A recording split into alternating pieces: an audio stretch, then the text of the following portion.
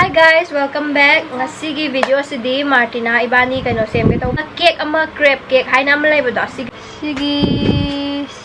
cake semge taw bane try kya taw ibani sigi cake se kumba taw gare aduga ne su hai ba adu matam na ko se whipped cream gumba se phang de ba swai da ko aduga khang de haite su ta de ngasidi pahan ke haibagi asa amaga loina na sigi cake se sem doine ba ko adudo adu sem doine allergy tawraga mit ka hakacharaga matonga hakachara khanawa hakacharaga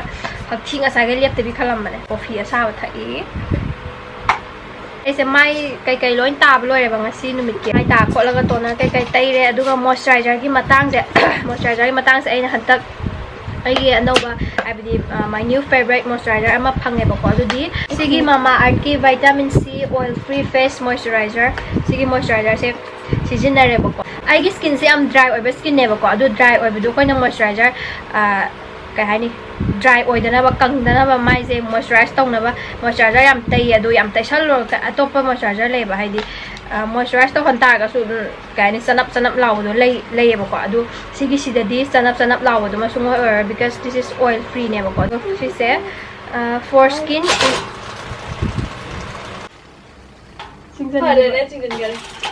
kita thang toro fendo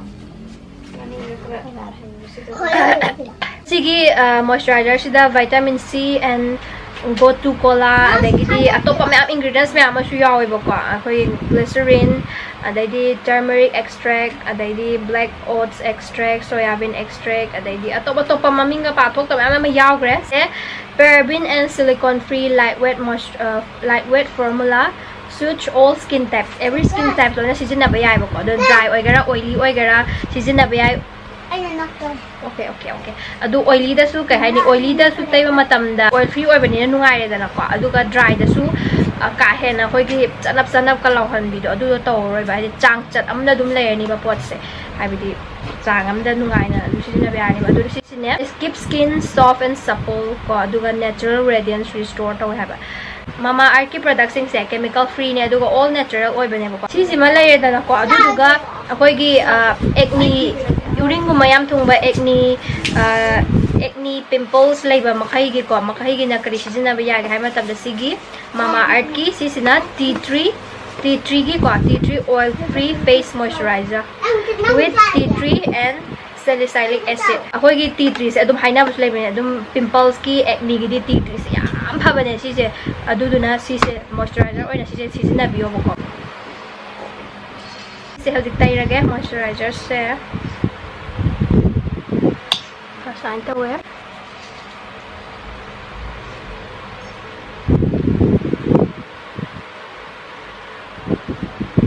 aduga manam ju ne manang ju yakte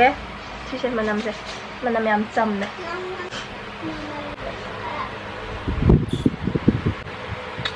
mama earth se khoi gi plastic positive oiba brand ne ba ko moina hai se moina season ba plastic tegi hena moina hena recycle ta weba ko aduga sumaina su hai every time you buy from them they will link your order on the website to a tree that they plant the exact geolocation picture and the species of the tree will be sent to you aduga mama earth na su moi gi masai oiba app hama launch tawre adugi app ki link to ai description da hapam ge aduga mayamna mama earth ki products ai holi season ai bu utliba moisturizer ga do langano moisturizer sing ga do pambi ba tar ga di adugi link su hapcharam ge aduga ai gi code su season bio sige XOXO 2021 si se season bio 20% off phang na bai da makta mama earth ki website ne ba hai. You can get these Mama Earth products on Mama Earth app and also available on Amazon, Purple and Nykaa. Adune agi description do check to biro aduka ngasi gi video hong na ba tawrase ai ngasi crepe cake to sem go dori bane madu ai ngasi bita ta da ba yate ai mai sho do haji ngasi gi cake sem na bagi damakta yerum yam chang bane ba haji ki yerum ne maida ne adu yerum lai ru hige ko yerum am ta lai te ba haji lai ru hige ain haji set li ba dress yong kusang dia ko kumanga ai nang ha bu kai no dagi kai no mi sho dagi lai gi ba adu ne ba ko si ho ho ki si ai ning de ta la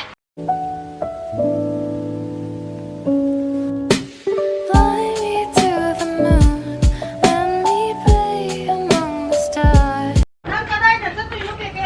yerum lay ba hojik mati nai ba ni yerum lay ruge ma mi lai kai ja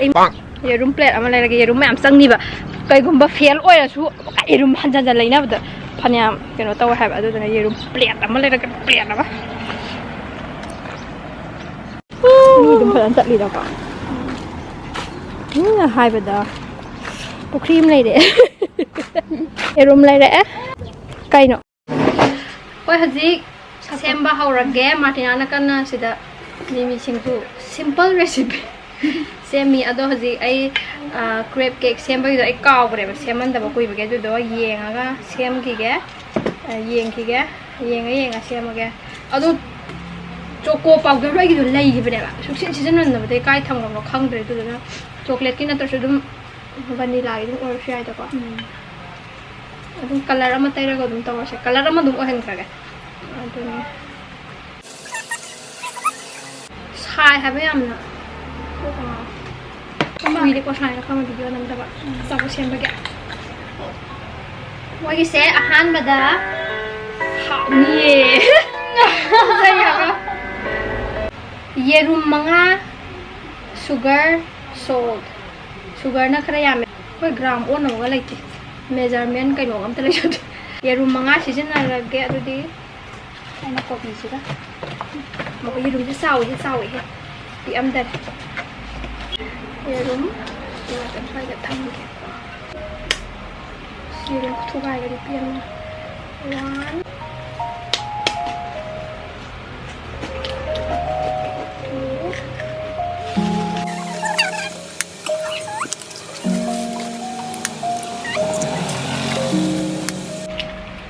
นี่ดีกว่าไม่ไหวอ้วนด้วยรู้แต่ไม่อ้วนด้วยจังไม่ใช่แกมหักที่ขับไปเอาคุ้มมือหักยำทุ่มทุกวันดิก็จีนีตกตาเชียวทันเจอกันอันนี้ต่างหากไปเลยทุ่มมันต้องมันไม่หรอ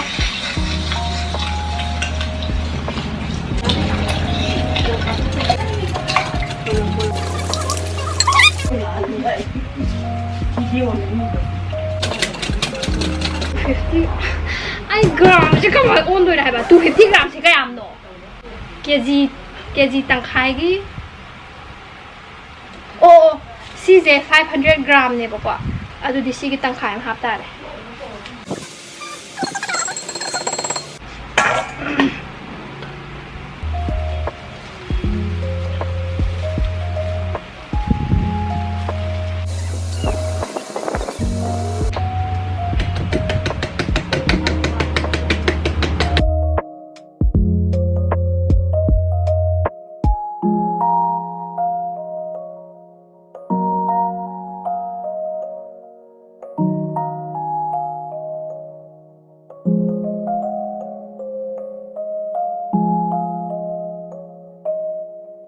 ไปยาเลยนะพ่อ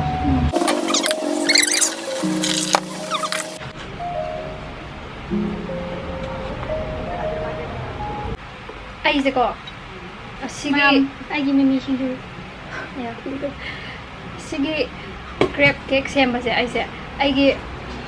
นอนสติ๊กเป็นขจับมันเลยแต่มาตุ้งกับเซมกับขจับเนี่ยแบบโดยทุ่งง่ายก็มักจะแบบเซมยิงมันนะเซมยิงมันอีสานสิช่างโกมช่วยอะไรได้สิดาผมจะคาราฮับปากอดลงให้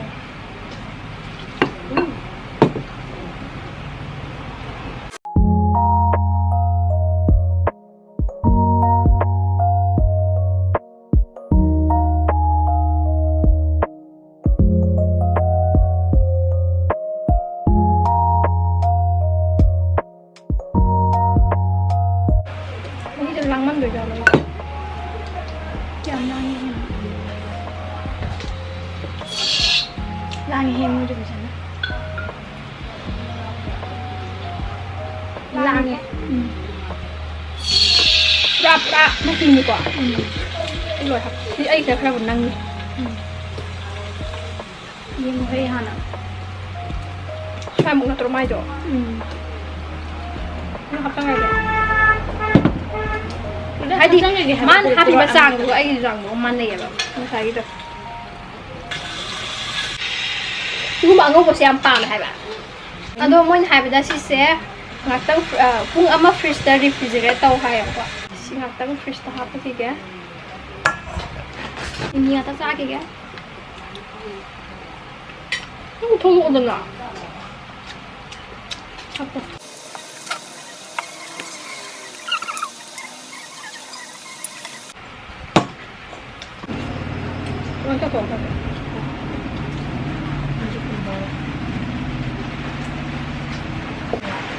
ꯅꯣꯡ ꯑꯃꯨꯛ ꯇꯥꯔꯛꯑꯦ ꯑꯩ ꯈ꯭ꯋꯥꯏ E ꯀꯥꯕ ꯅꯣꯡ ꯇꯥꯕ ꯁꯤꯁꯤꯗ ꯀꯩꯗꯧꯔꯦ ꯍꯥꯏꯕꯅꯣ ꯁꯤꯒꯤꯁꯤꯗ ꯀ꯭ꯔꯤꯝꯁꯤꯗ ꯚꯅꯤꯂꯥ ꯑꯦꯁꯦꯟꯁ ꯍꯥꯞꯀꯦꯕꯀꯣ ꯕꯇꯔ ꯁ꯭ꯀꯣꯠꯆꯀ ꯃꯤꯛꯁ ꯇꯧꯁꯜꯂꯒꯦ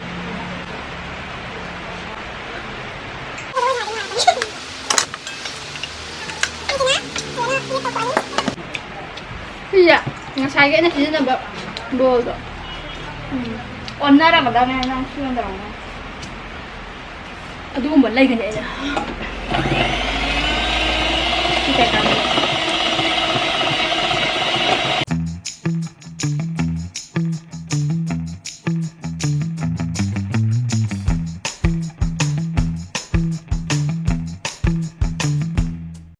ꯃꯇꯨꯡꯗ ꯁꯨꯃꯥꯏꯅ ꯇꯥꯔꯦ ꯑꯗꯣ ꯁꯤꯒꯤꯁꯦ ꯌꯥꯝ ꯀꯟꯅ ꯁ꯭ꯇꯤꯐ ꯑꯣꯏꯕ ꯋꯥꯠꯂꯤꯕꯀꯣ ꯑꯗꯣ ꯁꯤꯁꯦ ꯐ꯭ꯔꯤꯖꯇ ꯉꯥꯛꯇꯪ ꯊꯝꯈꯤꯅꯤ ꯑꯗꯨꯒ ꯏꯪꯉꯀꯥꯟꯗ ꯑꯃꯨꯛ ꯇꯛꯈꯤꯅꯤ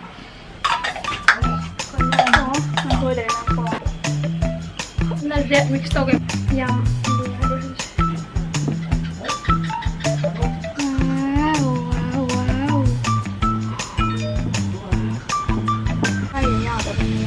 ꯄꯥꯍꯟꯗꯣꯏ ꯅꯠꯇ꯭ꯔ ꯁꯤ ꯌꯥꯝ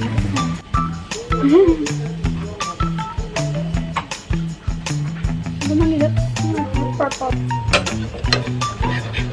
Uy, nice! Wow! Kuya.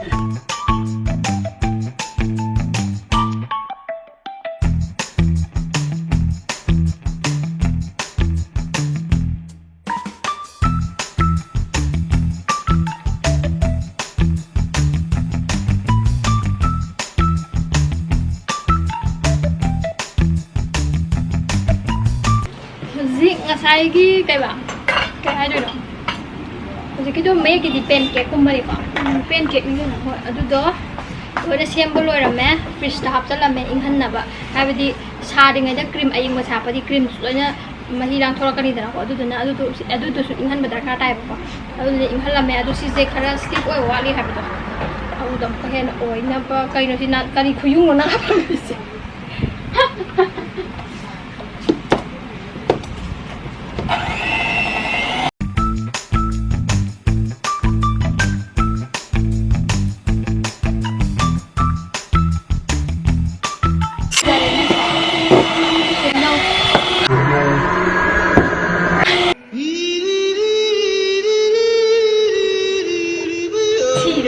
Ay, wakaldo kayo.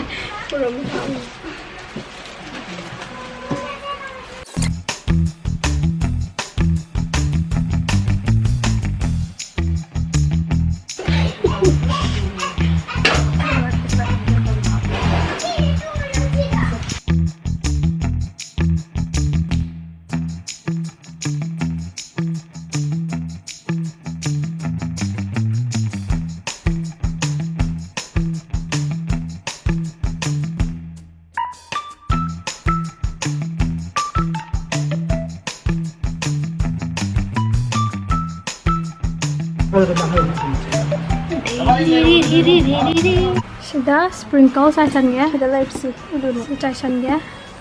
le sairo nangidu yamangani asmana tawni yamang bane ꯇꯞꯅ ꯑꯩ ꯂꯣꯏ ꯇꯩꯁꯟꯈ꯭ꯔꯦ ꯈꯨꯠꯇ ꯀꯥꯍꯧꯗꯅ ꯋꯥꯔꯕ ꯃꯣꯏꯁꯨ ꯂꯥꯏ ꯇꯥꯏ ꯃꯌꯥꯝꯁꯦ ꯕꯔꯊꯗꯦ ꯀꯦꯛ ꯕꯥꯔꯊꯗꯦꯒꯤ ꯀꯦꯛ ꯀꯗꯥꯏꯒꯤ ꯕꯥꯔꯊꯗꯦꯒꯤ ꯀꯦꯛꯅꯣ ꯍꯥ ꯄꯦꯄꯦꯒꯤ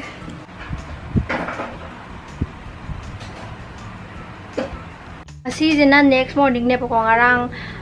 ꯉꯔꯥꯡꯗꯣ ꯀ꯭ꯔꯤꯝꯗꯣ ꯀꯛꯄꯗ ꯌꯥꯗꯧ ꯃꯥꯟꯗꯕ ꯑꯗꯨꯗꯨꯒꯤ ꯐ꯭ꯔꯤꯖꯇ ꯍꯥꯞꯄ ꯊꯝꯕꯅꯦ ꯑꯗꯣ ꯃꯩꯁꯤꯁꯨ ꯂꯥꯛꯄꯤꯗ꯭ꯔꯦ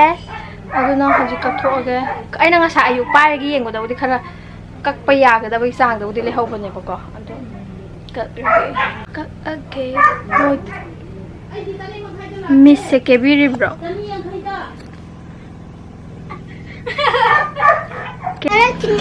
ꯊꯥꯡꯈꯣ ꯑꯁ ꯌꯥꯎꯖꯅꯤꯡꯕꯗꯣ ꯀꯛꯑꯣ ꯑꯦꯍꯣ ꯀꯛꯄꯗꯣ ꯅꯪ ꯑꯅꯥꯃꯛꯁꯦ Happy birthday to you. Happy birthday. Happy birthday to you. Happy birthday to you. फजन कक्पु याइको फजैय Oh my god Happy birthday. Happy अदो क्रीम सिदि मोइगिदि खरा पान ताइबनेबा अइगिदिना खरा थाय अदो तासु याय यारे हराउ मल्लेदा Happy birthday.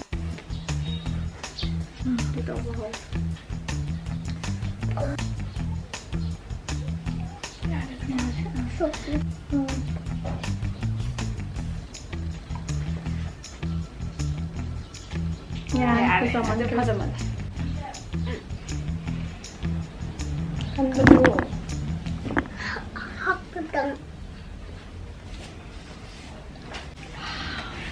Wow.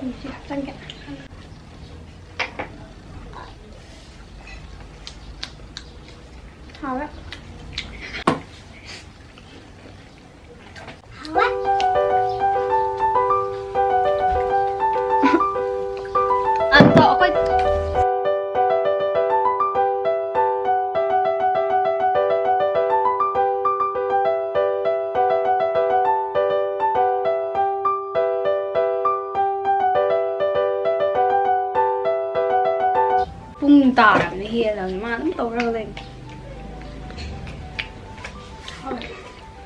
ꯍꯥꯎꯔꯕ ꯃꯤꯅ ꯁꯤꯠꯂꯦ ꯈꯟꯕꯤꯔꯝꯒꯅꯤ ꯃꯔꯝꯗꯤ ꯑꯩꯈꯣꯏ ꯚꯤꯗꯤꯑꯣ ꯅꯝꯃꯨꯕ ꯍꯥꯏꯕ ꯑꯣ ꯁꯤꯠꯂꯦ ꯈꯟꯕ Hello. ꯑꯝꯇ ꯀꯞꯄꯤ ꯕꯛꯈ꯭ꯌꯥꯠꯀ ꯂꯣꯏꯔꯦ Hello. Hello.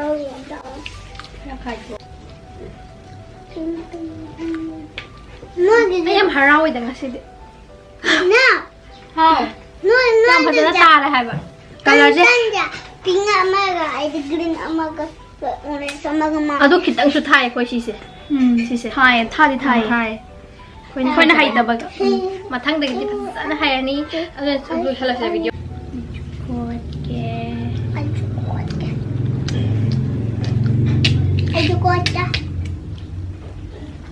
ꯍꯥꯎꯕ꯭ꯔꯥ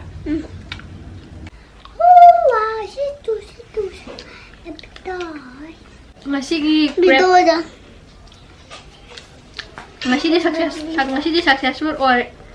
ꯊꯥꯖꯜꯂꯛꯑꯣꯔ ꯑꯗꯩꯗꯤ ꯀꯔꯟ ꯇꯧꯅ ꯑꯃꯨꯛꯇꯪ ꯍꯥꯏꯕꯗ ꯉꯁꯤꯗꯤ ꯁꯛꯁꯦꯁꯐꯨꯜ ꯑꯣꯏꯔꯦ ꯉꯔꯥꯡꯗꯩꯅ ꯁꯦꯝꯒꯠꯂꯛꯏ ꯉꯁꯤꯕꯨꯗꯤ ꯉꯁꯤ ꯆꯥꯛꯁꯤꯕꯨꯗꯤ ꯐ꯭ꯔꯤꯖꯇ ꯊꯝꯕꯩꯅꯤꯗ ꯑꯗꯣ ꯁꯛꯁꯦꯁꯐꯨꯜ ꯑꯣꯏꯔꯦ ꯄꯤꯖꯔꯣꯏꯁꯤꯀꯣ ꯁꯤ ꯉꯥꯡꯁꯦ ꯃꯈꯥ ꯇꯥꯅ ꯉꯁꯤꯕꯨꯗꯤ ꯁꯛꯁꯦꯁꯐꯨꯜ ꯑꯣꯏꯔꯦ ꯑꯐꯇꯔ ꯑꯣꯜ ꯂꯤꯆꯩ ꯂꯥꯛꯑꯅꯤ ꯑꯗꯩꯗꯤ ꯄꯤꯖꯔꯣꯏ ꯃꯈꯥ ꯇꯥꯅ ꯄꯤꯖꯅꯤ ꯀꯥꯏ ꯈꯜꯂꯤꯔꯣ ꯇꯨꯃꯤꯟ ꯂꯩꯌꯣ ꯉꯥꯛꯇ